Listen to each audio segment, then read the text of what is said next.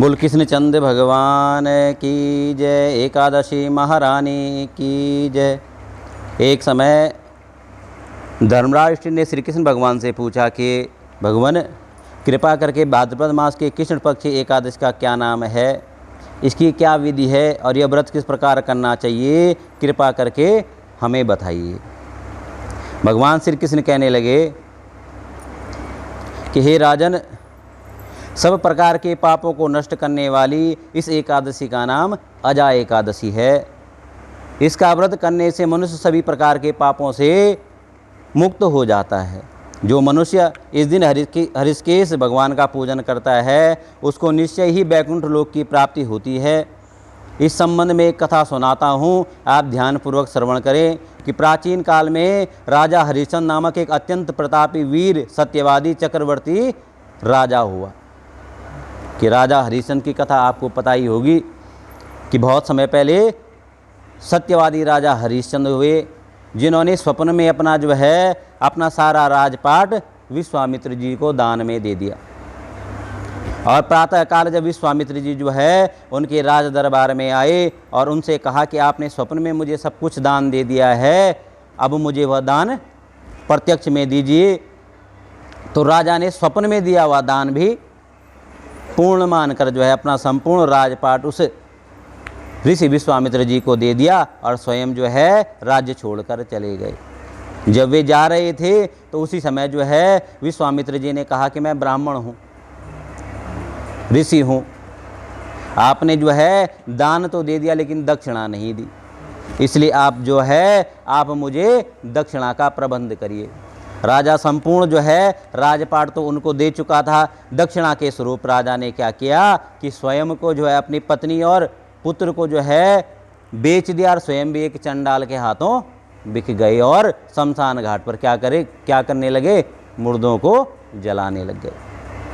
फिर भी उन्होंने अपनी सत्यवादिता नहीं छोड़ी। और वही कथा यहाँ पर आती है कि अज्ञात कर्म तथा प्रतिज्ञावश वह अपना सारा राज्य धन त्याग दिया और साथ ही अपनी स्त्री पुत्र तथा स्वयं को भी बेच दिया। वह राजा चांडाल का दास बनकर सत्य को धारण करता रहा, मगर किसी भी प्रकार से सत्य से विचलित नहीं हुआ। अनेक प्रकार की इन विपत्तियों को आने के बाद भी वो राजा हरिश्चंद्र कभी भी सत्य से विचलित नहीं हुआ, उसने झूठ का सहारा नहीं लिया। कई बार राजा को चिंता के समुद्र में खुद को राजा ने डुबो दिया कि क्या कारण ऐसा हुआ होगा जिससे कि मेरी यह स्थिति उत्पन्न हो गई है। वह अपने मन में विचारने लगता, कहाँ जाऊं, क्या करूं जिससे मेरा उद्धार हो जाए। इस प्रकार कष्ट झेलते हुए राजा को कई वर्ष उस चांडाल के यहाँ बीत गए।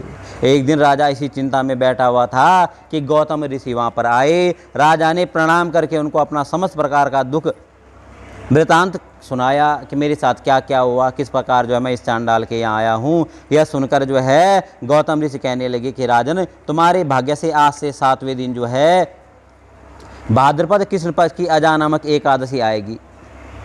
तुम विधि पूर्वक उसका व्रत करो। इस व्रत के प्रभाव से तुम्हारे सभी प्रकार के पाप नष्ट हो जाएंगे। इस प्रकार राजा से कहकर गौतम ऋषि तो उसी समय अंतर्ध्यान हो गए और राजा ने उनके कथन अनुसार एकादशी आने पर विधि पूर्वक व्रत व जागरण किया। उस व्रत के प्रभाव से राजा के समस्त प्रकार के पाप नष्ट हो गए। आकाश में बाजे बजने लगे, पुष्पों की वर्षा होने लगी। ब्रह्मा विष्णु शिव तथा इंद्रादि देवता भी उनके सामने आकर उपस्थित हो गए और उसके स्त्री पुत्र भी उसे प्राप्त हो गए।